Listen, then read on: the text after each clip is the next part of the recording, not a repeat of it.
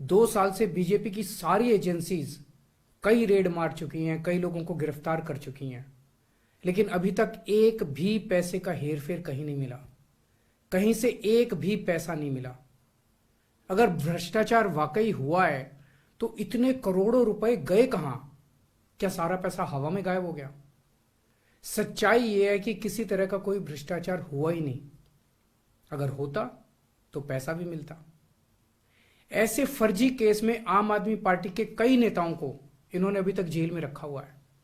किसी के भी खिलाफ कोई सबूत नहीं है, कुछ साबित नहीं हो रहा, खुलेआम गुंडागर्दी चल रही है, किसी को भी पकड़ के जेल में डाल दो।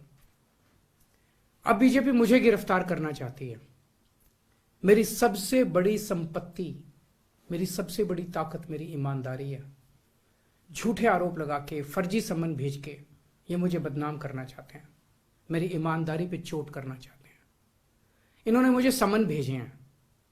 मेरे वकीलों ने मुझे बताया कि ये सम्मन गैर कानूनी है। क्यों गैर कानूनी है? ये मैंने इनको विस्तार से लिख के भेजा है।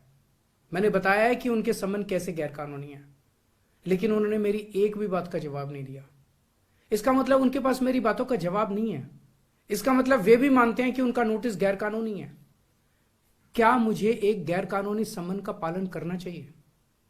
अगर कानूनी रूप से सही सम्मन आएगा तो मैं पूरा सहयोग करूंगा। बीजेपी का मकसद जांच करना तो है ही नहीं। इनका मकसद तो लोकसभा चुनाव में मुझे प्रचार करने से रोकना है। ठीक लोकसभा चुनाव के पहले इन्होंने मुझे सम्मन भेजा है। क्यों? इस जांच को चलते 2 साल हो गए। अभी ठीक लोकसभा चुनाव के पहले मुझे क्यों बुलाया जा रहा है? पहले क्यों नहीं बुलाया? सीबीआई ने मेरे को 8 महीने पहले बुलाया था। मैं सीबीआई में गया था, उनके सारे जवाब भी दिए थे। लेकिन अब ये लोग ठीक लोकसभा चुनाव के 2 महीने पहले मुझे बुला रहे हैं। तो बीजेपी का मकसद कोई पूछताछ करना थोड़ी है। इनका मकसद है पूछताछ के बहाने केजरीवाल को बुला लो और उसे गिरफ्तार कर लो, ताकि मैं लोकसभा चुनाव में प्रचार ना कर पाऊं। आज बीजेपी भ्रष्टाचारियों को नहीं पकड़ रही, बल्कि खुलेआम ईडी और सीबीआई का इस्तेमाल करके दूसरी पार्टियों के नेताओं को तोड़ के बीजेपी में शामिल करवाने का काम किया जा रहा है। एक नहीं, 2 नहीं, कितने उदाहरण हैं जहां किसी पार्टी के नेता के खिलाफ ईडीआई सीबीआई के मामले चल रहे थे या उन पे गंभीर आरोप लगे हुए थे। जैसे ही वो नेता बीजेपी में शामिल हुए, उनके सारे पुराने मामले बंद कर दिए गए या ठंडे बस्ते में डाल दिए गए।